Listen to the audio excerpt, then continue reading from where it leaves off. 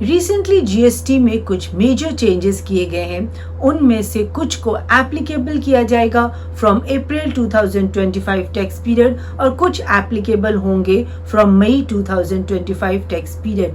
आज इस सेशन में इन सभी चेंजेस को हम एक एक करके आपके साथ डिस्कस करेंगे। वीडियो इंपॉर्टेंट होने वाले हैं और आप सभी को सेशन के एंड तक मेरे साथ बने रहना है।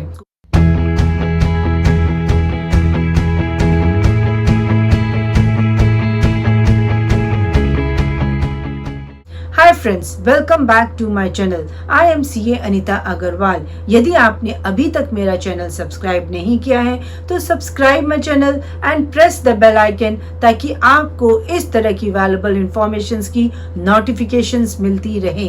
Like the video and share with your friends and relatives in order to create awareness. चलिए इन सभी चेंजेस को अब हम आपके साथ एक एक करके डिस्कस करते हैं। 11 अप्रैल 2025 को जीएसटी पोर्टल पे एक एडवाइजरी इशू की गई regarding the reporting values in table 3.2 of GSTR 3B। Table 3.2 of GSTR 3B की वैल्यू को अब नॉन एडिटेबल किया जाएगा। That is hard locking of values in the table 3.2 of GSTR 3B। आपकी जीएसटीआर 3B में जो वैल्यूज रिपोर्ट होती हैं that is the interchange supplies made to unregistered person, composition tax payers and UN holders of the supplies. अब आपकी ये value पहले table 3.2 में जो भी आपकी जीएसटीआर 1 से ऑटो पॉपुलेटेड होके आ रही थी उन्हें आप एडिट कर पा रहे थे, पर अप्रैल 2025 के टैक्स पीरियड यानी कि आप मई में जो अब अपनी अप्रैल 2025 की 3B फाइल करेंगे तब आपको ये auto populated data in table 3.2 of GSTR 3B को अब नॉन एडिटेबल कर दिया जाएगा। यदि आपको उसमें कोई भी अमेंडमेंट करने हैं तो या तो आप वो अमेंडमेंट उसको अपनी जीएसटीआर 1 में करेंगे या अपनी जीएसटीआर 1 या जीएसटीआर 1FF और सब्सिक्वेंट पीरियड में ही आप ये अमेंडमेंट्स कर पाएंगे। सेकेंड मेजर चेंज जो जीएसटी में किया गया है that is regarding the reporting of HSN code in table 12 and list of documents in table 13 of GSTR 1 and 1A. As per notification number 78 2020 किसी भी टैक्स पेयर के लिए उसका 4 डिजिट HSN कोड अगर उसका average aggregate turnover up to 5 crore है, अगर उसका average aggregate turnover is more than 5 crore, उसके लिए अपना 6 डिजिट HSN कोड करना मैंडेटरी था, पर इसे टैक्स पेयर अभी स्ट्रिक्टली फॉलो नहीं कर रहे थे। इसीलिए इन्होंने एक जीएसटी पोर्टल पे एडवाइजरी इशू की कि अब आपके table 12 of GSTR 1 and 1A को 2 पार्ट में डिवाइड कर दिया जाएगा। एक पार्ट में आपको अपनी सभी HSN details regarding your B2B supplies provide करनी होगी और सेकेंड पार्ट में आपको अपनी HSN summary regarding the B2C supplies provide करनी होगी। और आपको जो भी HSN है उसे आपको एक ड्रॉप डाउन प्रोवाइड किया जाएगा और आप अपना HSN उसी ड्रॉप डाउन से सिलेक्ट करके कोड करेंगे। इसे एप्लीकेबल होना था from April 2025 tax period, but इसे फर्दर डिफर कर दिया गया है फॉर मई 2025 टैक्स पीरियड। वहीं आपका जो अनदर अमेंडमेंट किया गया है regarding the GSTR 1 and 1A is in the table 13 of list of documents. Table 13 को फाइल करना अभी तक टैक्स पेयर मैंडेटरी नहीं समझ रहे हैं, पर आपकी मई 2025 की टैक्स पीरियड से आपके लिए टेबल 13 में अपनी लिस्ट ऑफ डॉक्यूमेंट्स की डिटेल्स जो भी आप अपनी टैक्स इनवॉइसेस हो या delivery challan in case of the job work या self invoicing in case of your RCM या आपका क्रेडिट नोट, डेबिट नोट या payment voucher, refund voucher, in सब की जो भी डिटेल्स आपकी डॉक्यूमेंट्स की डिटेल है, आपने कितने डॉक्यूमेंट्स इशू किए या आपने कोई डॉक्यूमेंट कैंसिल किया है, इन सब की रिपोर्टिंग मई मई 2025 के टैक्स पीरियड से आपके लिए मैंडेटरी कर दी गई है। यदि आप ये रिपोर्टिंग नहीं करते हैं तो आपको एक एरर मैसेज पॉपअप होगा और आप अपनी GSTR 1 और 1A फाइल नहीं कर पाएंगे। 8 मई 2025 को GST पोर्टल पर एक एडवाइजरी इशू की गई है, updates in refund filing policy for various refund categories.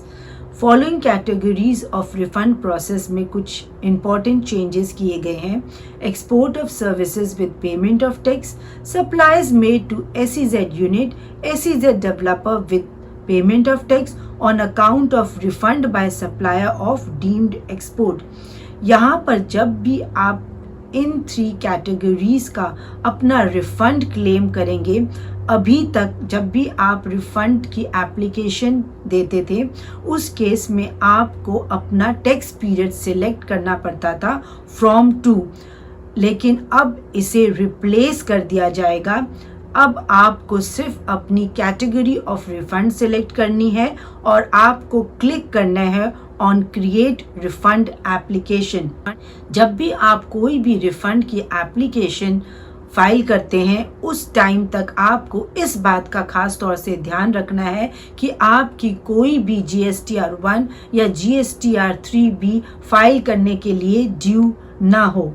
Refund application process में जो एक मेजर चेंज किया गया है वहाँ टैक्स पीरियड बेस्ड फाइलिंग को रिप्लेस कर दिया गया है विथ इनवॉइस बेस्ड फाइलिंग। कहने का मतलब ये है कि अब आप अपनी रिफंड एप्लीकेशन में आपको टैक्स पीरियड बेस्ड फाइलिंग नहीं करनी है। आपकी जो भी आप रिफंड क्लेम कर रहे हैं उस इनवॉइस को आपको अपनी रिफंड एप्लीकेशन में अपलोड करना होगा।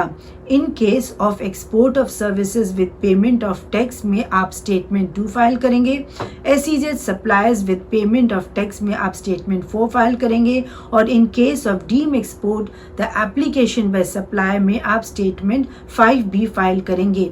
आपका अगर जब भी आप रिफंड एप्लीकेशन आप फाइल कर रहे हैं और जो भी इससे रिलेटेड इनवॉइस है यदि आपने उसे अपलोड कर दिया है तो वह आपका इनवॉइस लॉक कर दिया जाएगा और उसमें आप कोई भी सब्सिक्वेंट अमेंडमेंट नहीं कर सकते हैं और इस रिगार्ड में आप कोई भी फर्दर रिफंड एप्लीकेशन आप फाइल नहीं कर पाएंगे। लेकिन यदि किसी कंडीशंस के वजह से आपकी वो रिफंड एप्लीकेशन विड्रॉन हो गई है या आप पर एक डेफिशिएंसी मेमो इशू किया गया है तब वो रिफंड एप्लीकेशन जो लॉक कर दी गई है उसे फिर से अनलॉक कर दिया जाएगा। अगला चेंज जो GST में किया गया है उसे रिप्रेजेंट किया गया था GST advisory issued on 6 May 2025 invoice voice reporting functionality in form GSTR 7 on the GST portal. सबसे पहले समझते हैं कि GST में who are liable to deduct TDS under section 51. Following persons are required to deduct TDS under section 51 of GST: department or establishment of central or state government or local authority, government agency, a person or category of person as may be notified by the central or state government on the council recommendation। यहाँ पर एक addition और की गई है with effect from 1 October 2024 that is the metal scrap dealer. Under section 51 of GST, the deductor will liable to deduct TDS at a rate of 2%, CGST 1% and SGST 1% in case the contract value exceeds 2.5 lakh। इस change को समझने से पहले हम समझते हैं कि notification number 9 2025 central tax dated 11/2/2025 में GSTR 7 में क्या मेजर अमेंडमेंट किए गए थे और उन्हें कब से एप्लीकेबल किया गया था। As per this notification rule 37 which was made applicable from 1 April 2025 GSTR 7 के टेबल 3 के फॉर्मेट में कुछ चेंजेस किए गए थे। As per the section 51 of GST, जब भी किसी पर्सन पर जीएसटी टीडीएस काटने की लायबिलिटी अराइज होती है, उस केस में उस पर्सन को अपना सेपरेट जीएसटी टीडीएस रजिस्ट्रेशन की रिक्वायरमेंट होती है और उसे अपनी जीएसटीआर 7 फाइल करनी होती है by 10th of the following month. कुछ केसेस में ये भी हो रहा था कि अगर किसी मंथ में किसी पर्सन की कोई भी जीएसटी टीडीएस काटने की लायबिलिटी अगर अराइज नहीं हो रही थी तो वो अपनी जीएसटीआर 7 फाइल नहीं कर रहे थे। तो यहाँ पर जीएसटी 7 को filing every month by the 10th of the following month mandatory कर दिया गया है, even in case of the nil return. और मोस्टली डिडक्टर्स ये कर रहे थे कि जब भी वो अपनी जीएसटीआर 7 फाइल करते थे और किसी पर्सन का यदि उन्हें टीडीएस डिडक्ट करना होता तो वो पूरे मंथ में उस डिडक्टी की टोटल अमाउंट में जो भी टीडीएस वो डिडक्ट कर रहा था उसे वो अपनी जीएसटीआर 7 में रिपोर्ट कर रहे थे। यहाँ इस नोटिफिकेशन द्वारा रूल 37 जिसे एप्लीकेबल किया गया था 1 अप्रैल 2025 से, वहाँ जीएसटीआर 7 के टेबल 3 के फॉर्मेट में कुछ चेंजेस किए गए और वहाँ पर टैक्स पेयर्स से ये कहा गया कि अब आप अपनी जीएसटीआर 7 में डिडक्टिव वाइज रिपोर्टिंग नहीं कर सकते, आपको अपनी इनवॉइस वॉइस रिपोर्टिंग करना आपके लिए मैंडेटरी है विथ इफेक्ट फ्रॉम 1 अप्रैल 2025। आपकी जो भी आपने डिडक्टी के इनवॉइस रेज किए हैं उसकी इनवॉइस की डेट, नंबर और वैल्यू आपको, अगर एक ही आपका डिडक्टी है उस केस में भी आप उसे कंसोलिडेटेड समरी आप प्रोवाइड नहीं कर सकते, आपको इनवॉइस वॉइस रिपोर्टिंग करनी होगी। पर यहाँ पर प्रॉब्लम ये आ रही थी कि इसे एप्लीकेबल करना था विथ इफेक्ट फ्रॉम 1 अप्रैल 2025 से, पर अभी इस फंक्शनैलिटी को जीएसटी पोर्टल पर अवेलेबल नहीं किया गया है। इस रिगार्ड में 6 मई 2025 को जीएसटी पोर्टल पर एक एडवाइजरी इशू की गई और उसमें ये कहा गया था कि जीएसटी पोर्टल पर डेवलपमेंट एंड टेस्टिंग अभी चल रहा है और implementation of invoice reporting in form GSTR 7 in GST portal पर टैक्स पेयर्स को वेरी सून अवेलेबल किया जाएगा और इसके लिए जब भी ये फंक्शनैलिटी इनेबल की जाएगी तब सभी टैक्स पेयर्स को इस रिगार्ड की इंफॉर्मेशन ड्यूली प्रोवाइड की जाएगी। 17 अप्रैल 2025 में सीबीआईसी के तरफ से एक इंस्ट्रक्शन इशू किया for processing of application of GST registration. यहाँ पर डिपार्टमेंट ने जीएसटी ऑफिसर्स को एक इंस्ट्रक्शन दिया ताकि कोई भी जेन्युइन टैक्स पेयर्स जिन्हें अपना जीएसटी रजिस्ट्रेशन लेना हो उनकी अननेसेसरी यहाँ पर हैरेसमेंट ना हो। यहाँ पर उन्होंने जीएसटी ऑफिसर्स को एक स्ट्रिक्ट इंस्ट्रक्शन दिया कि या वो भी किसी भी टैक्स पेयर से अनड्यू डॉक्यूमेंट्स डिमांड नहीं कर सकते। प्रूफ ऑफ एड्रेस के लिए जो भी जीएसटी फॉर्म REG 01 में लिस्ट ऑफ डॉक्यूमेंट्स प्रोवाइड किए गए हैं जैसे कि the latest electricity bill, the NOC and the rent agreement in the case of the rented property and property tax receipt in the case of own property, ये basic documents आप demand कर सकते हैं। इसके अलावा आप किसी भी टैक्स पेयर से अननेसेसरी क्यूरी या क्लैरिफिकेशन या अननेसेसरी डॉक्यूमेंट्स आप डिमांड नहीं कर सकते।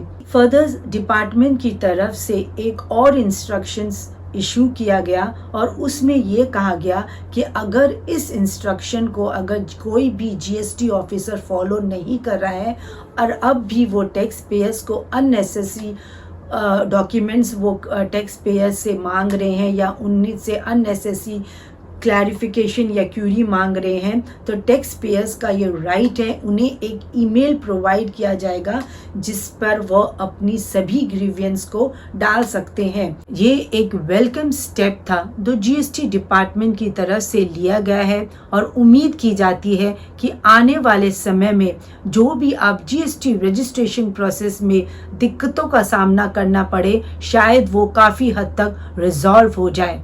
Hope guys this video has added value to you. Thanks for your valuable time. Jai Hind.